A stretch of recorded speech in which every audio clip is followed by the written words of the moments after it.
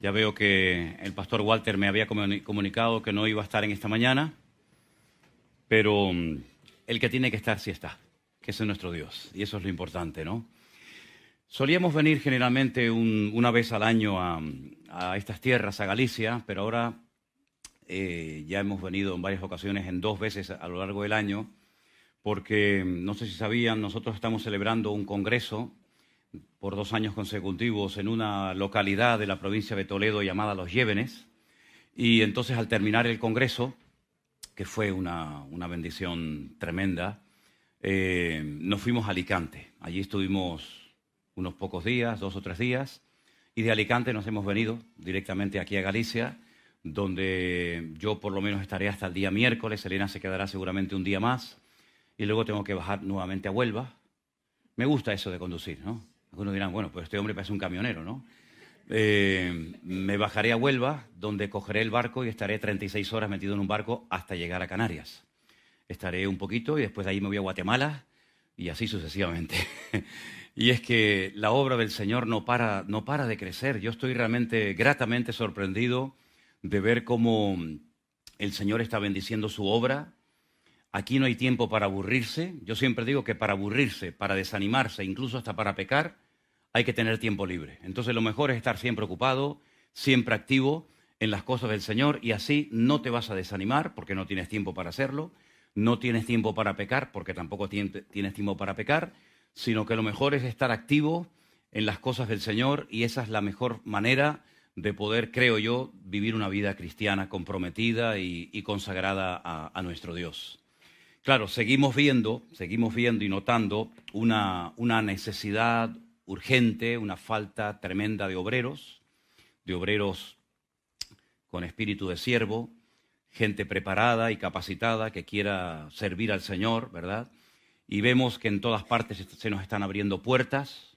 Nos ruega, créanme sinceramente, nos ruega la gente, por favor, venir aquí, abrir una iglesia. Tenemos la gente, tenemos los medios, tenemos los recursos, pero, como dijo el Señor hace 2000 años, la mies es mucha, mas los obreros son pocos.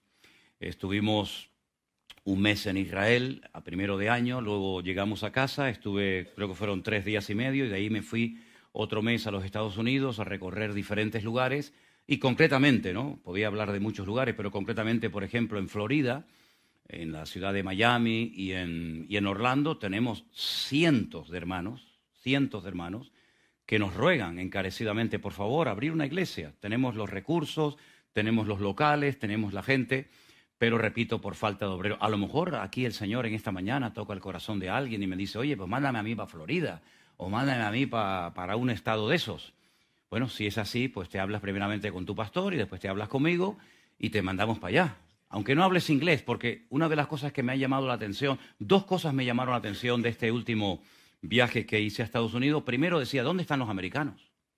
No se ven americanos por ningún lado. Todos son latinos, guatemaltecos, mexicanos, peruanos, chilenos, argentinos. Digo, pero ¿dónde están esos grandototes con el cuello colorado y los ojos azules y el pelo rubio? No los veía por ningún lado. Te tienes que meter en la América profunda, ¿no? Eso por una parte. Y por otra parte, oye, te puedes mover de costa a costa, de norte a sur, y hablas en español. Todo el mundo te entiende. Yo digo, qué bien hablo inglés tú. Pero no, yo hablaba en español. Lo que pasa es que cada vez se habla menos inglés y más de español en Estados Unidos. Así que es increíble, de verdad, cómo el Señor nos permite ir a ese inmenso país inmenso, que tardas días en recorrerlo de punta a punta, pero en todos los lugares, gasolineras, restaurantes, iglesias, donde vayas, todo el mundo habla español. Claro, a veces es español un poco chapurreado, ¿no? Es español un poco así, un poco raro, pero nos entendemos perfectamente.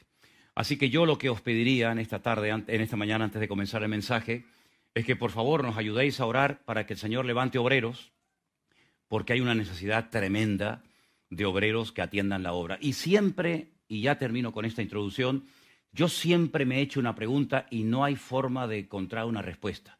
¿Cómo es posible que si el Evangelio nos ha transformado y hemos encontrado la perla de gran precio, y no hay nada mejor que el Evangelio, cómo hay tan poca gente que quiera dedicar su vida a tiempo completo a servir al Señor? Es que no lo entiendo. Porque si es lo más grandioso y lo más maravilloso, ¿por qué no hay ejércitos de jóvenes, familias enteras, que están dispuestos a renunciar a lo que haga falta por servir al Señor? Claro, algunos me dicen, será a lo mejor por miedo al tema económico.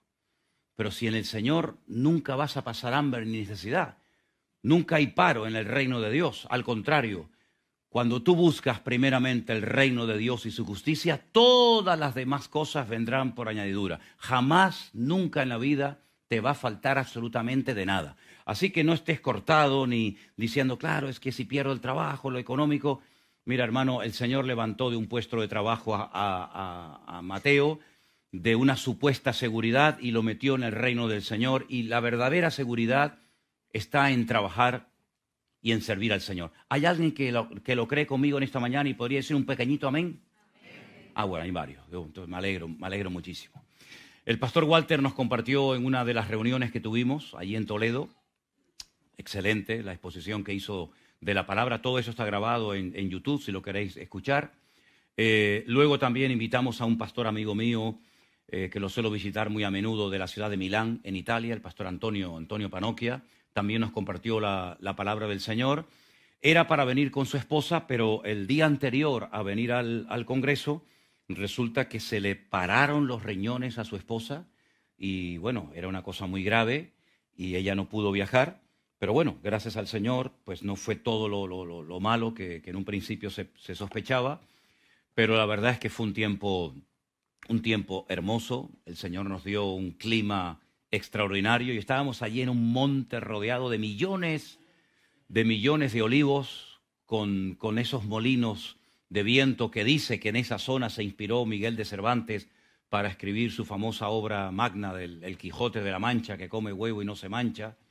No, ese no es, perdón, me equivoqué. Ese es otro Quijote. Y ahí estuvimos unos días y la verdad es que llegamos con una ilusión, pero cuando nos dimos cuenta, se nos fue el tiempo. Y es que cuando uno está a gusto, ¿verdad, hermanos? Cuando uno está a gusto, el tiempo vuela, pero cuando uno no está cómodo, las horas parecen días, los días parecen meses, los meses parecen años. Pero estamos contentos de ver todo lo que el Señor está haciendo y todavía lo que queda por ver, porque hay mucho camino por recorrer.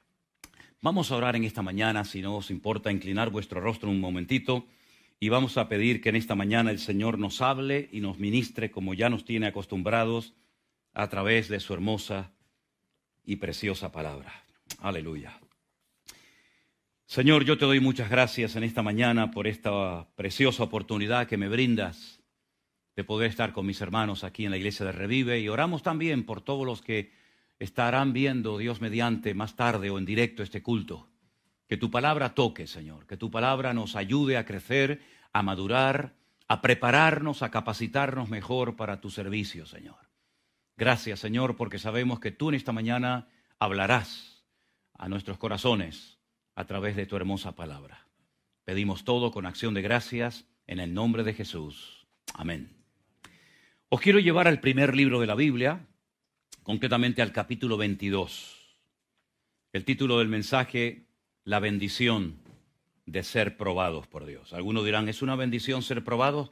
Ya vas a ver que sí. Capítulo 22 de Génesis, verso 1, el texto nos dice así. Aconteció después de estas cosas que probó Dios a Abraham y le dijo, Abraham, y él respondió, heme aquí. Y le dijo, toma ahora tu hijo, tu único, Isaac, a quien amas, y vete a la tierra de Moriah y ofrécelo allí en holocausto sobre uno de los montes que yo te diré. Abraham se levantó muy de mañana, enalbardó su asno, tomó consigo 2 siervos suyos, a Isaac su hijo, cortó la leña para el holocausto y se levantó y se fue al lugar que Dios le dijo. Al tercer día, alzó Abraham sus ojos y vio el lugar de lejos. Entonces dijo Abraham a sus siervos, esperad aquí con el asno, y yo y el muchacho iremos hasta allí y adoraremos y volveremos a vosotros. Tomó Abraham la leña del holocausto, la puso sobre su hijo Isaac, él tomó en su mano el fuego y el cuchillo y fueron ambos juntos. Versículo 7. Entonces habló Isaac a Abraham, su padre, y le dijo, Padre mío. Y él respondió, heme aquí, hijo mío. Y él le dijo, he aquí el fuego, la leña, mas ¿dónde está el cordero para el holocausto? Y le respondió Abraham, Dios se proveerá de cordero para el holocausto, hijo mío. E iban juntos. Cuando llegaron al lugar que Dios le había dicho, edificó allí Abraham un altar y compuso la leña y ató a Isaac su hijo y lo puso sobre el altar, sobre la leña. Y extendió Abraham su mano y tomó el cuchillo para degollar a su hijo. Mas el ángel del Señor le dio voces desde el cielo y le dijo, Abraham, Abraham. Y él respondió, heme aquí. No extiendas tu mano sobre el muchacho ni le hagas nada, porque ya conozco que temes a Dios, por cuanto no rehusaste tu hijo, tu único. Entonces alzó Abraham sus ojos y miró, y he aquí a sus espaldas un carnero trabado en un zarzal por sus cuernos. Y fue Abraham y tomó el carnero y lo ofreció en holocausto en lugar de su hijo. Y llamó a Abraham el nombre de aquel lugar, el Señor proveerá. Jehová Jireh. Por cuanto se dice hoy, en el monte de Dios será provisto. Y llamó el ángel del Señor a Abraham por segunda vez desde el cielo y le dijo, por mí mismo he jurado, dice el Señor, que por cuanto has hecho esto y no me has rehusado a tu hijo, tu único hijo, de cierto te bendeciré y multiplicaré tu descendencia como las estrellas del cielo y como la arena que está a la orilla del mar, y tu descendencia poseerá las puertas de tus enemigos. Verso 18. En tu simiente serán benditas todas las naciones de la tierra, por cuanto obedeciste a mi voz. Y volvió Abraham a sus siervos, y se levantaron y se fueron juntos a Beersheba, y habitó Abraham en Beersheba. Qué tremenda historia, no me digan, ¿Cuántas veces hemos escuchado, cuántas veces hemos leído este texto? Y la verdad es que siempre nos conmueve el alma. Porque efectivamente en la Biblia aparecen muchos tipos de pruebas, ¿verdad? Pruebas físicas, pruebas espirituales, pruebas económicas, pruebas laborales, pero sin lugar a duda, y lo digo por experiencia, las pruebas más duras y más difíciles de encajar serán las pruebas de tipo familiar. Nos pueden tocar el bolsillo, nos pueden tocar la salud, nos pueden tocar el patrimonio y bueno, pero cuando uno de nuestros hijos es tocado, cuando el Señor nos prueba a través de uno de nuestros seres más queridos, las cosas son completamente diferentes. Si alguien piensa que puedes eludir las pruebas, no te hagas a esa ilusión, porque son inevitables. Da igual si eres bautista, pentecostal, asambleas de hermanos, si llevas poco tiempo o mucho tiempo en los caminos del Señor. Da igual si sabes mucho o poco de la Biblia. Donde te encuentres, las pruebas te van a conseguir. Pero repito, las pruebas son una buena señal, son una bendición, porque es la demostración de que Dios está operando y trabajando en tu vida. A veces hay pruebas que el Señor las manda a nuestra vida para tratar con nuestro carácter. Hay aspectos de nuestro carácter que tienen que ser sacudidos, tienen que ser probados, antes de poder seguir siendo usados en la obra del Señor. A veces hay pruebas que vienen a enseñarnos lecciones espirituales, como por ejemplo, para mí una de las más importantes, es aprender a depender única y exclusivamente de Dios. Y no de la iglesia, no de los hermanos, no de los hombres, sino solamente de nuestro Dios. A veces hay pruebas que más o menos uno sospecha que van a venirnos y nos van a encontrar. O a veces hay pruebas que te caen así de sopetón de la noche a la mañana. Pero si comenzamos a leer la Biblia y a estudiarla en detenimiento desde el principio hasta el final, vamos a encontrar que prácticamente no hubo ni un hombre que no fuera probado por el Señor. Ahora hemos leído la situación, la prueba de Abraham, pero también su hijo Isaac, cuando fue mayor, también fue probado. Y Jacob ni te cuento. Y José, madre mía, estaríamos hablando días, semanas y meses de las pruebas tremendas por las cuales el Señor permitió que José pasara. Y si vemos incluso a la totalidad del pueblo de Israel, ¿no fue probado el pueblo de Israel de muchas formas y maneras?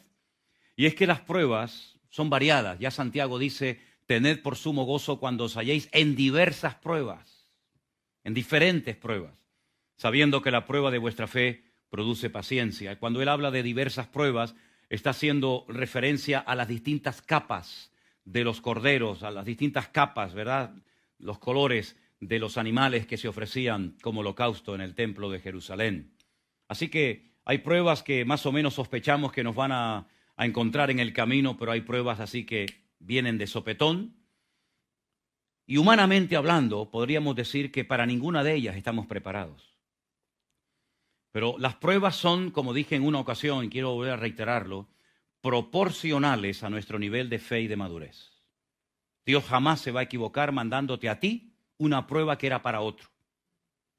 Las pruebas que el Señor nos manda a nuestra vida no son señales de una injusticia por parte de nuestro Dios, ni muchísimo menos, porque Dios no nos va a tratar jamás injustamente.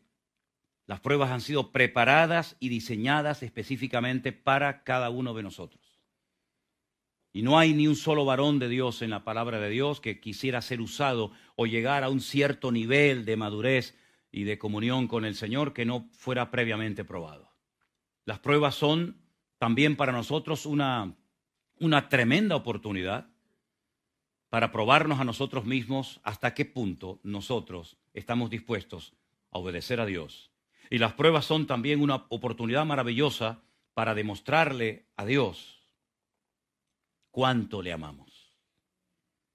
Las pruebas, queridos hermanos, son un favor que Dios nos hace para ayudarnos a acercarnos a Él. Y yo creo que una iglesia, un creyente, nunca tiene que tener los ojos secos. Yo creo que la humedad en nuestros ojos, la sensibilidad de nuestra alma, ¿verdad?, siempre tiene que estar a flor de piel. Las pruebas nos ayudan a no convertirnos en personajes religiosos, profesionales del púlpito, del ministerio. Las pruebas nos ayudan a darnos cuenta de lo sensibles, de lo frágiles que somos en un momento puntual de la vida. Hay dos fechas que yo tengo grabadas a fuego en mi corazón y nunca creo que las podré olvidar. Una, sin lugar a dudas, fue marzo del 2020, cuando comenzó toda una serie de cambios a título ministerial, familiar, personal, mundial, etcétera, ¿verdad? El año del cautiverio, el año en el que nos metieron a todos en casa, el año del confinamiento. Esas fechas para mí fueron inolvidables, porque ahí Dios comenzó a hacer cosas que hasta el día de hoy nos dejan con la boca abierta. Pero hay otra fecha que jamás como padre podré olvidar, y será la fecha de diciembre del 2022, cuando nuestra hija pequeña Miriam comenzó a sentirse mal y una serie de cosas raras comenzaron a manifestarse en ella. Y os puedo confesar sinceramente, y no tengo ningún temor en admitirlo, que yo ni como padre, ni como pastor, desde mi punto de vista, yo estaba preparado para esas pruebas. Cuando las cosas comenzaron a ir mal y mal y mal y no veíamos salida. Y lo peor de todo es la impotencia que uno siente, decir, pero Señor, ¿qué puedo hacer? Y la realidad es que no puedes ni debes de hacer nada. Cuando en el primer informe médico que nos dieron apareció la famosa palabra metástasis.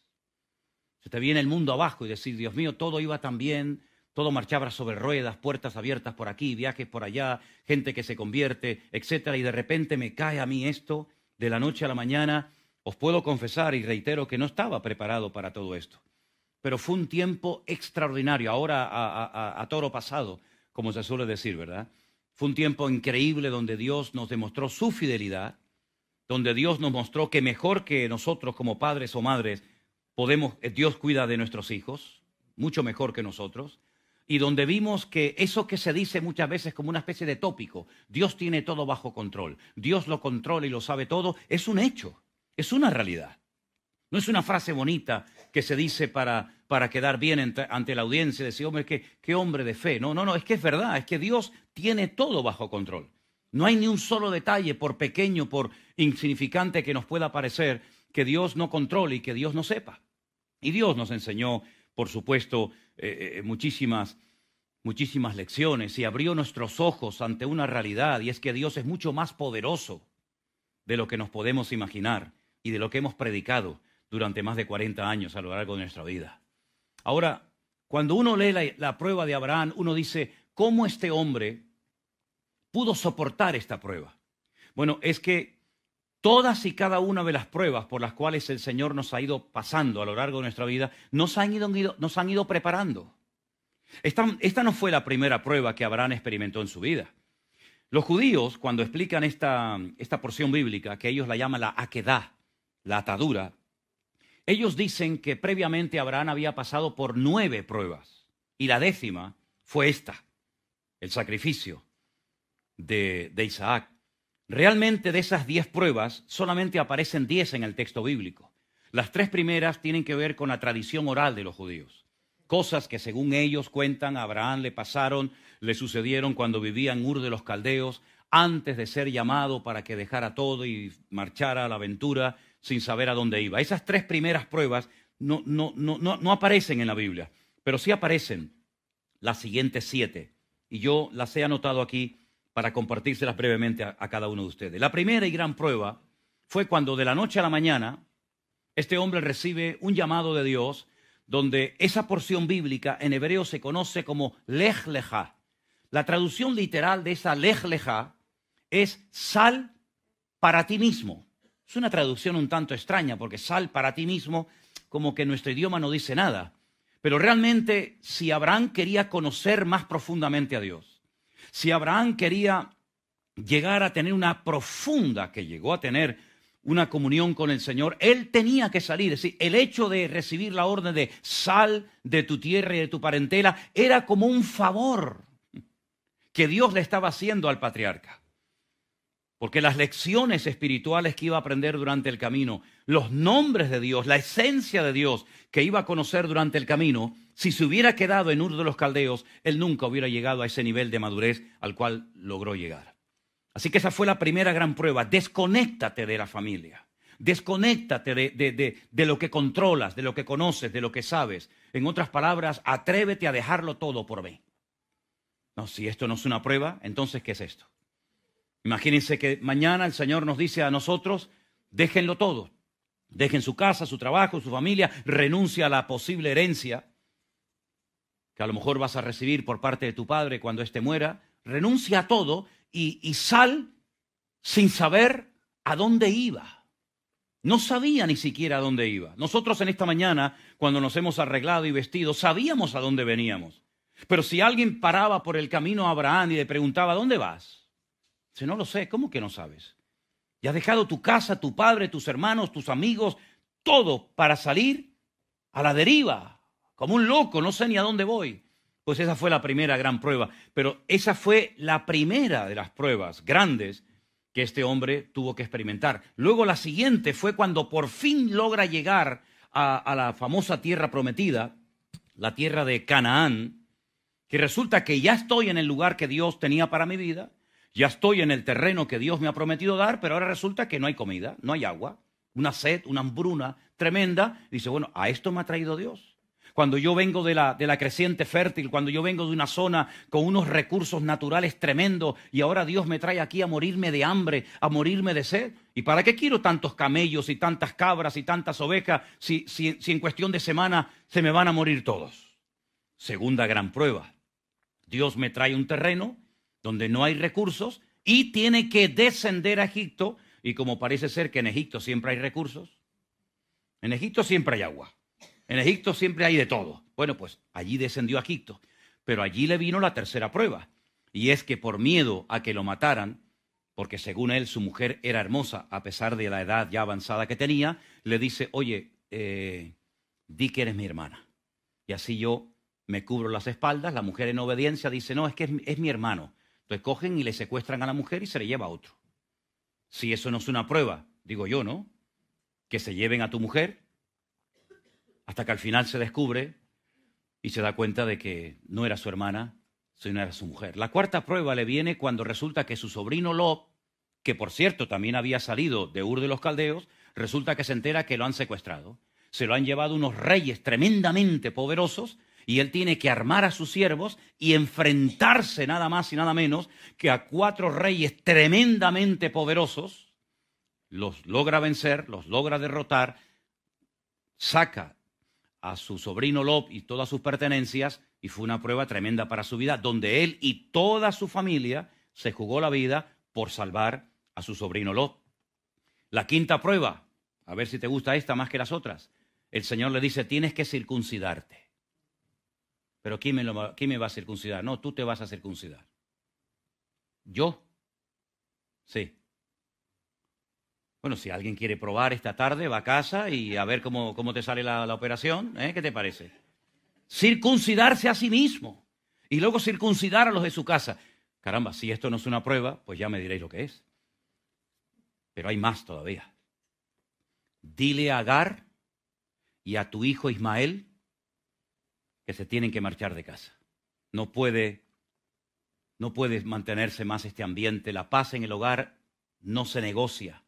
No vamos a hipotecar la paz en el hogar para tener a todos en la casa. Dile que se marche. Y entonces Abraham, con un dolor tremendo en su corazón, tiene que despedir a Ismael, pero Dios le dice, tú tranquilo, que yo lo voy a cuidar y el futuro de Ismael está en mis manos. Es decir, todas y cada una de estas pruebas, sin lugar a dudas, lo fueron preparando para la prueba final.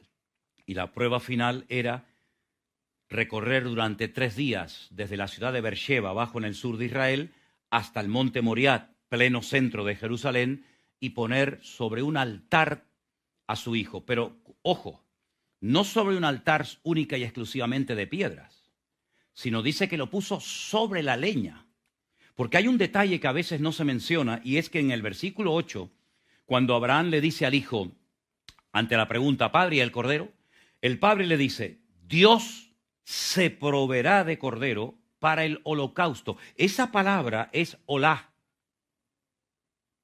Y esa palabra es muy importante porque, por ejemplo, cuando una persona en cualquier parte del mundo, me refiero a judíos, quiere subir, quiere emigrar a Israel, se le llaman los olín, es decir, los que suben, porque hacen aliyá, de ahí viene la palabra olá. Olá es subir, pero ¿cómo sube un sacrificio a la presencia de Dios? Pone el que ofrece el sacrificio, el cordero, la cabra, el buey o lo que sea, encima de la leña y viene un ángel, lo toma y se lo lleva a la presencia de Dios para decir, mira, este cordero lo está ofreciendo este señor que está ahí abajo. No. El holocausto, la ofrenda de olá, sube a la presencia de Dios quemada. Con el humo, cuando se quema, ese humo llega a la presencia de Dios y dice que llega a ser olor fragante. Es decir, es que no solamente tienes que degollar a tu hijo Isaac, sino luego le tienes que prender fuego. ¿Cómo? Sí, es una ofrenda de olá. Es una ofrenda que después de matar al animal, en este caso al chaval, en este caso a tu hijo, tienes que quemarlo sobre el altar. Ahora, mi pregunta es, todos los que estamos aquí, no todos, pero muchos somos padres, muchos sois madres, ¿cómo te sentaría a ti esta orden de parte de Dios de decir, oye, coja a tu hijo, te lo llevas al monte de la Curota, por poner un ejemplo, lo sacrificas sobre un altar y luego cuando ya esté muerto el chico, coges y lo quemas? ¿Sabes que me llama la atención que en ninguna parte del texto bíblico se hace referencia a los sentimientos, a las emociones o al estado de ánimo de Abraham? En ninguna parte. No es que fuera una piedra, no es que no se sintiera mal, pero es que la Biblia no resalta en ningún momento, repito, el estado de ánimo del patriarca. Lo que destaca es la fe y la obediencia de este hombre a Dios. Porque uno se puede sentir mejor o peor, uno puede estar más animado o menos animado, pero aquí no se trata de eso, aquí no se trata de destacar qué mal me siento, cuánto he llorado anoche, qué mal lo estoy pasando. No, mira, hijo, eso está bien, eso te lo reservas para ti y ahí se queda en la privacidad de tu corazón. Aquí lo que el texto bíblico está tratando de demostrar, que esta fue una experiencia, un relato de una fe y de una obediencia de tal magnitud que no ha habido, yo creo, desde mi punto de vista, ningún relato bíblico donde se vea un hombre con semejante espíritu de sacrificio, de fe y de obediencia que el capítulo 22 del libro del Génesis. Este hombre conocía a Dios. Hay algo que no nos dice el relato bíblico de Génesis, pero el autor de la carta a los Hebreos nos dice algo, hermanos, impresionante acerca de este hombre. Vamos a leerlo. La carta a los Hebreos, mi opinión personal es que la escribió Pablo, pero eso es lo de menos. En la carta a los Hebreos, en el capítulo 11, capítulo de la fe, ¿vale? Los versos del 17 al 19 nos dice algo realmente impresionante. Y dicen así: por la fe, Abraham, cuando fue probado, ofreció a Isaac.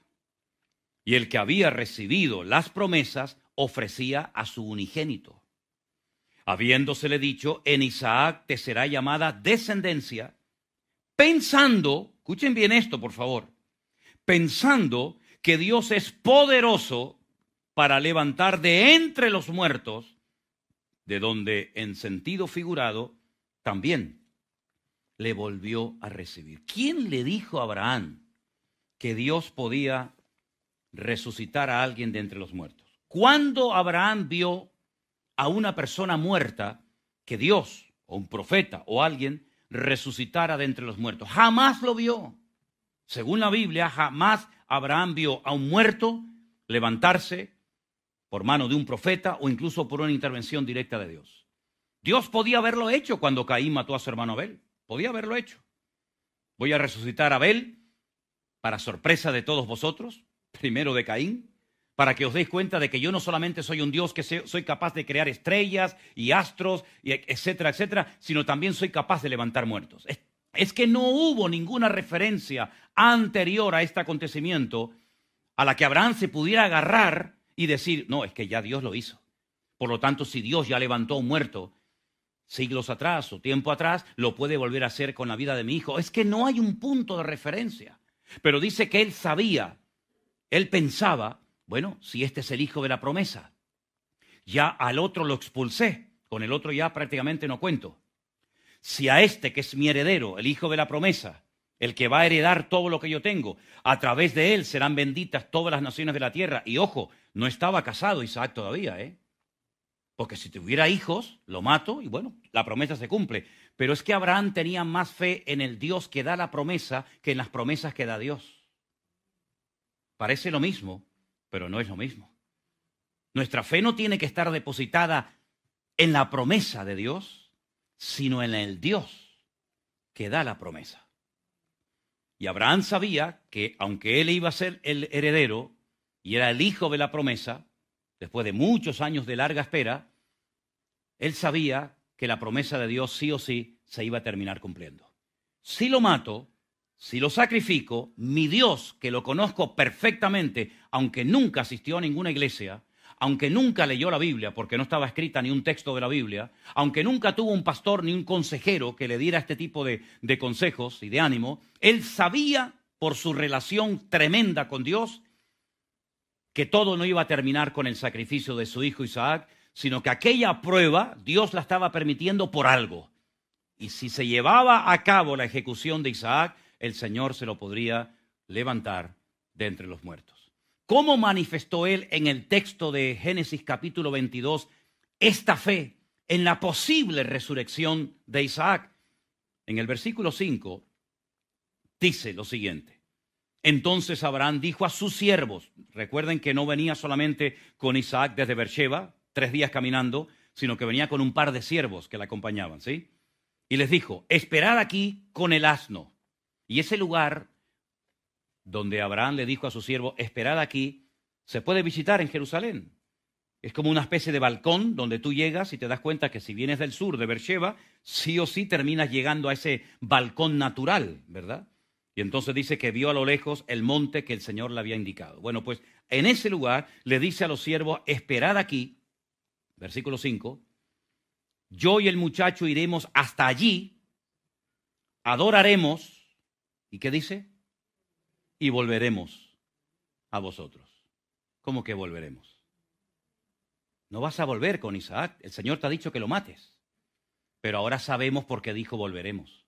Porque su fe no solamente era una fe que le ayudaba a caminar 3 días desde Beersheba, cargando la leña, cargando el fuego, llevando al hijo, sino que su fe iba mucho más allá de lo que hacía, de lo que se podía comprobar y ver. Su fe iba mucho más allá y sin tener ningún punto de referencia en la historia de una resurrección de muertos, él creía que su Dios no iba a terminar aquello en una desgracia, en una tragedia, sino que Dios lo podía resucitar de entre los muertos. Hermano, realmente cuando uno entra en este texto bíblico, cuando uno analiza el corazón de este hombre, uno dice, Dios mío, y lo que yo llamo tener fe, ¿realmente es fe en comparación con lo que este hombre hace? Yo me he preguntado hasta qué punto estamos dispuestos a obedecer a Dios. ¿Hasta qué punto estamos dispuestos a exprimir nuestra fe? ¿Cuál es el límite de nuestra fe? La primera prueba, la primera lágrima, la primera muerte, el primer adiós, el primer desengaño, el primer desencuentro. ¿Hasta ahí llegó nuestra fe? ¿Hasta qué punto estamos dispuestos a utilizar de alguna manera, a dejarnos usar por el Señor en este mundo llamado pruebas, que Dios las envía para nuestro beneficio, para nuestro crecimiento, para nuestro desarrollo espiritual? Repito, como dije al principio, son totalmente inevitables, pero a través de ellas, primero, vemos el poder y la fidelidad de nuestro Dios, y en segundo lugar, yo puedo demostrarle también a mi Dios cuánto le amo y cuánto deseo cumplir su voluntad. ¿Cuál debería ser la actitud correcta cuando mi vida está siendo probada como padre, como madre, como empresario, como cristiano, como pastor? ¿Cuál debería ser mi actitud? Primero, para mí una de las más importantes es nunca entrar en una queja. Nosotros en pleno confinamiento, en marzo del 2020, se me ocurrió el decirle a los que nos veían y nos seguían en aquel momento, hagamos un cartel que diga prohibido quejarse.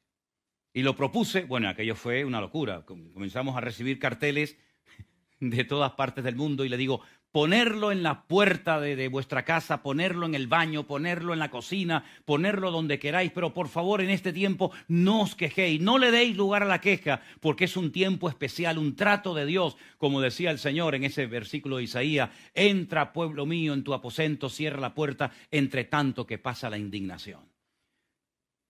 Hicimos todo lo posible para que no saliera ni una sola queja de nuestra boca, porque la queja no le hace ningún bien, ningún beneficio a tu crecimiento espiritual. La queja es el lenguaje del derrotado. La queja es el cáncer del espíritu. La queja es lo que utiliza el inconverso para echarle toda la culpa a Dios de lo que le está pasando sin entender el propósito, sin entender la razón por la cual el Señor está permitiendo en mi vida esa prueba. Santiago, por otra parte, dice que lo que tenemos que tener es sumo gozo cuando nos hallemos en diversas pruebas. A mí me llama la atención cuando por fin, después de años, se reencuentran los hermanos de José en Egipto. Y claro, ya ahora José tiene el poder. Y ahora José tiene toda la autoridad para decir, venid aquí, ven para acá, Judá, ven Rubén, ven Neftalí, ven Zabulón, ven, que ahora te vas a enterar lo que vale un peine, ¿no? Cuando los hermanos tiemblan y sus corazones se llenan de pánico, de miedo, porque se dan cuenta de que ahora José es el que tiene el control, José les dice, no tengáis miedo. No fuisteis vosotros los que me mandasteis a Egipto. Fue mi Dios el que utilizó vuestros celos y vuestra envidia para traerme aquí. Y desde aquí yo poder bendecir al mundo y por supuesto también bendecir a mis hermanos. En otras palabras, cuando entendemos que Dios no se confunde, que Dios no me va a tratar injustamente, yo puedo tener gozo en medio de la tormenta y paz en medio de la tormenta, sabiendo que mi Dios es un Dios de amor que tiene lo mejor para mi vida. ¿Cuántos dicen amén? En tercer lugar, no solamente no quejarnos, gozarnos, sino desterrar de nosotros una pregunta que nos puede terminar volviendo locos. ¿Por qué?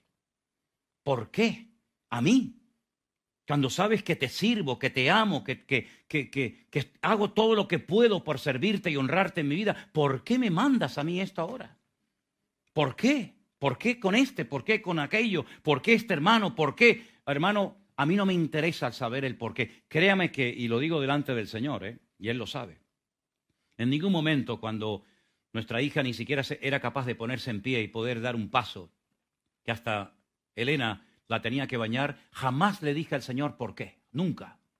Claro, me pasaba el día llorando, eso se lo puedo asegurar, desde la mañana y no hasta la noche, es que durante la noche era continuamente llorando,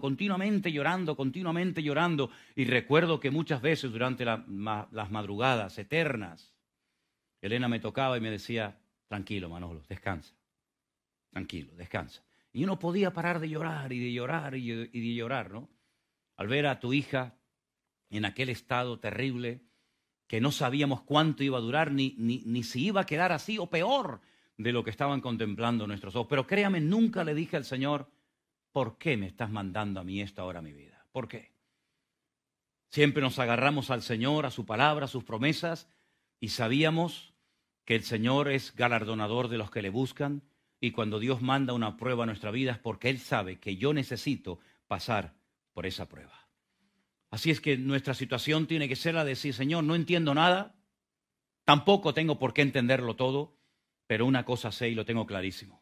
Tú tienes todo bajo control y esta prueba tú la has permitido en mi vida por el motivo que yo ahora no entiendo, que tal vez entenderé o no, pero me da exactamente igual porque yo sé que tú me amas y tienes lo mejor para mi vida.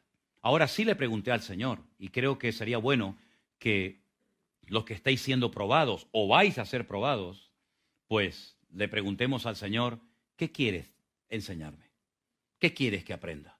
A veces tenemos, sin decirlo, pero a veces tenemos como la actitud, bueno, llevo tantos años en el Evangelio, me he criado prácticamente desde niño, desde el vientre de mi madre en la iglesia, como que ya lo sabemos todo, ¿no? Ya lo controlamos, yo sé los signos, las canciones, la liturgia, quién sube, quién baja, he predicado, he compartido. ¿Sabes una cosa? Cuando uno está siendo probado de esta magnitud, uno no entiende nada.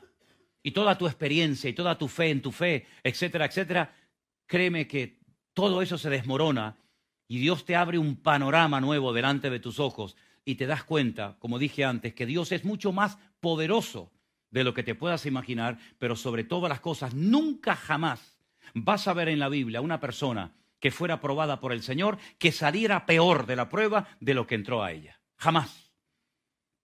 Fijaros, por ejemplo, que el hombre, sin lugar a dudas, más probado en la Biblia, por supuesto, aparte de Abraham y todo eso, fue, por supuesto, Job. Un hombre que pasó por tantas pruebas en tan poco periodo de tiempo, pruebas económicas, pruebas físicas, pruebas espirituales, pruebas familiares, de toda índole, que algunos judíos, algunos comentaristas de los famosos judíos dicen que esa historia no es real, que es imposible que un hombre pueda soportar esas pruebas, que ese libro es una metáfora de los sufrimientos que experimentaría el pueblo de Israel a lo largo de la historia. Pero no es verdad. Job fue un personaje real, probablemente antes de Abraham, probablemente antes de Moisés. Claro que sí, por supuesto. ¿Cómo pudo él soportar todas y cada una de esas pruebas? Porque él sabía, como dijo aquel, en quién había creído. Y llegó a decir algo que a mí siempre me ha impactado y lo he dicho muchas veces. Aunque Dios me mate, lo seguiré adorando porque yo sé que mi Redentor está vivo.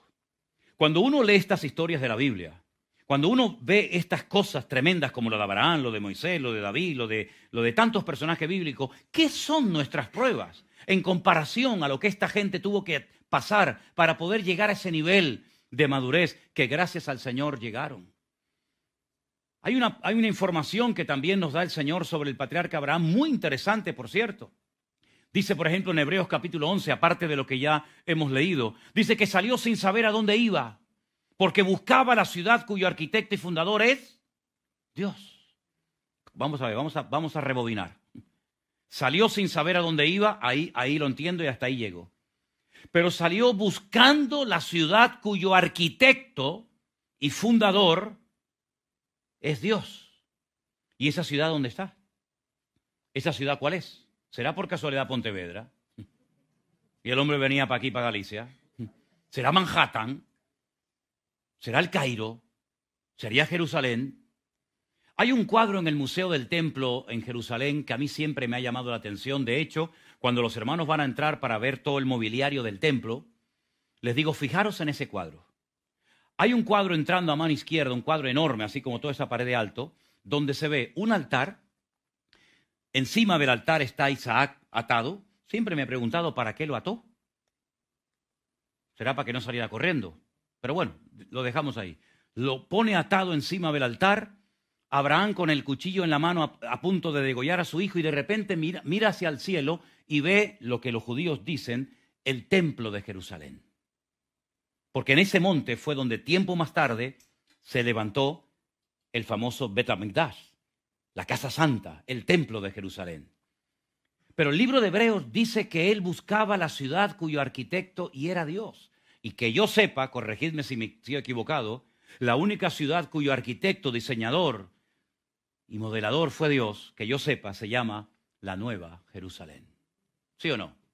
¿Queréis ver cómo es esta ciudad, sus medidas, sus materiales, etcétera, etcétera? Apocalipsis 21 y Apocalipsis 22. Ahí tenéis toda la información acerca de la ciudad, que dice la Biblia que Abraham la vio y la saludó diciendo, wow, qué ciudad tan bonita, algún día estaré en ella.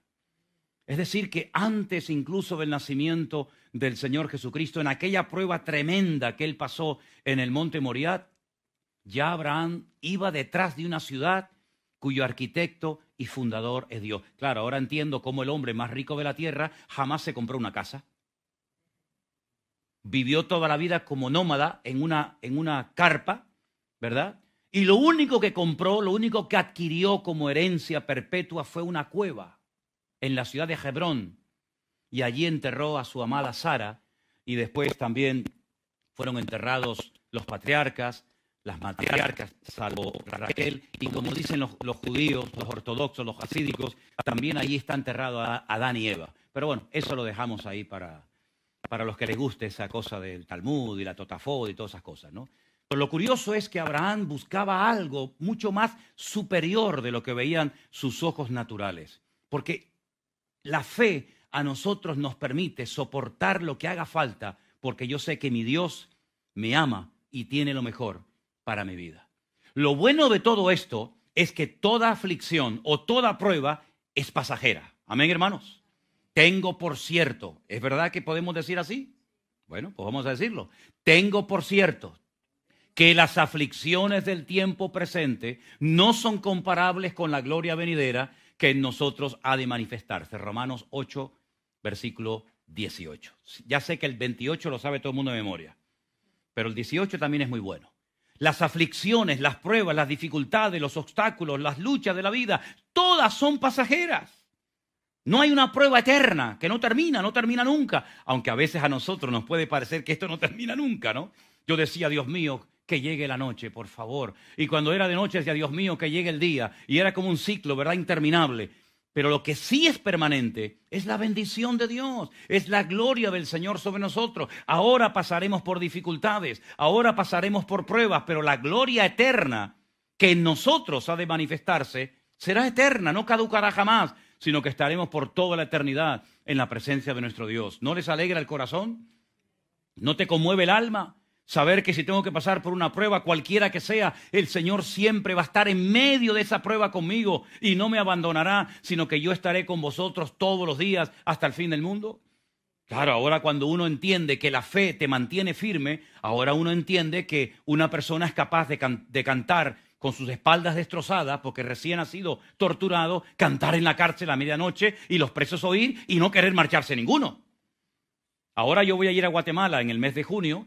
Y ya he pedido, ya me han mandado unos vídeos de unas cárceles tremendas que hay en Guatemala, orar para que no me dejen allí encerrado, sino que me dejen salir. Y yo digo, Dios mío, hay más gozo y más libertad y más alegría y más mover de tu palabra en cárceles que en muchas congregaciones que se llaman cristianas evangélicas.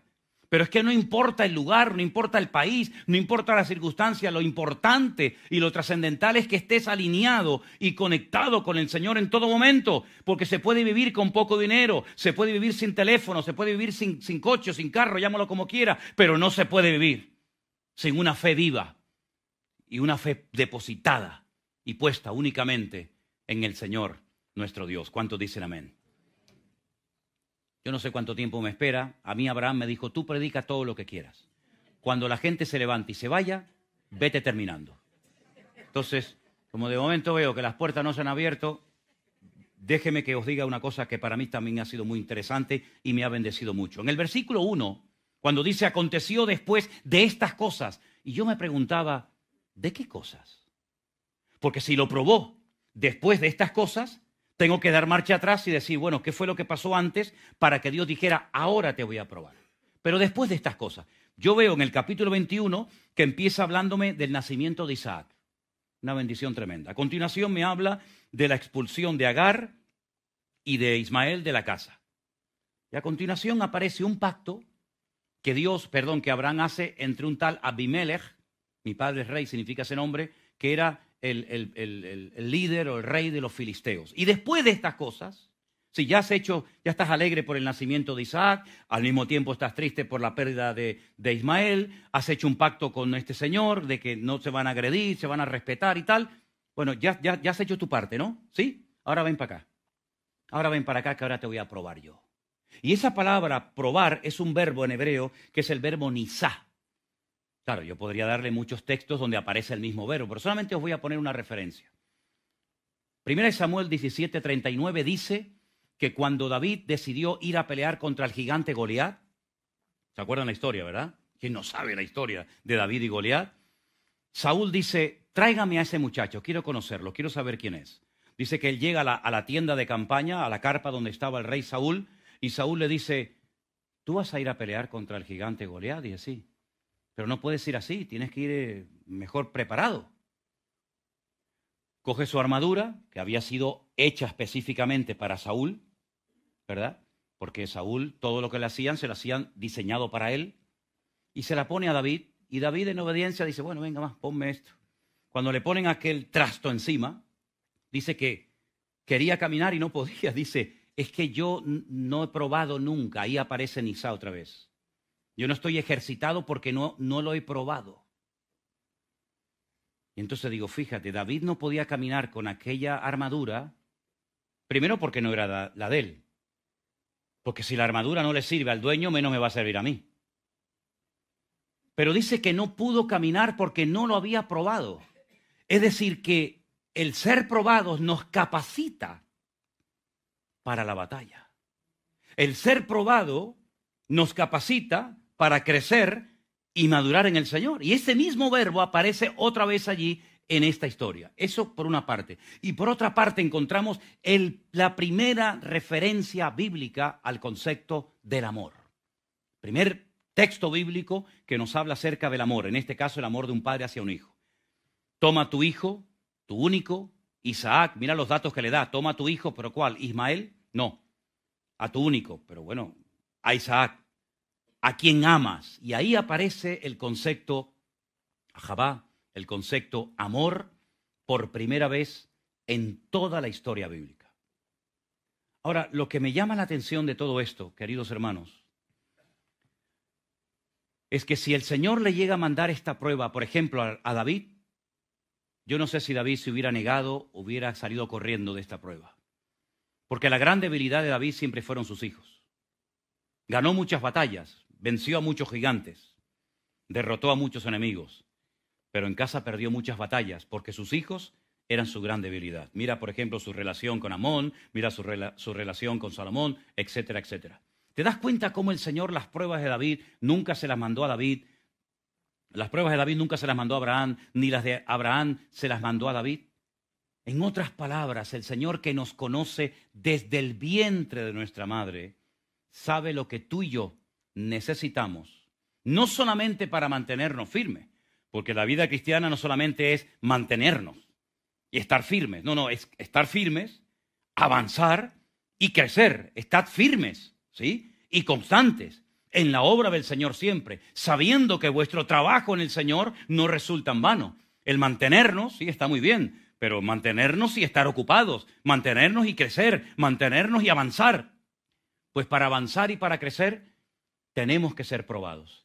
Y dice la Biblia que nuestra fe, que es mucho más preciosa que el oro, va a ser probada por el fuego, para que sea hallada en honra, alabanza, para su gloria y honra, y para que nuestra fe no sea una fe religiosa, una fe, entre comillas, heredada o incluso hasta impuesta, sino sea una fe que cuando llegue la hora de la verdad podamos mantenernos firmes y podamos demostrarle a quien haga falta que nosotros amamos al Señor más que a nosotros mismos.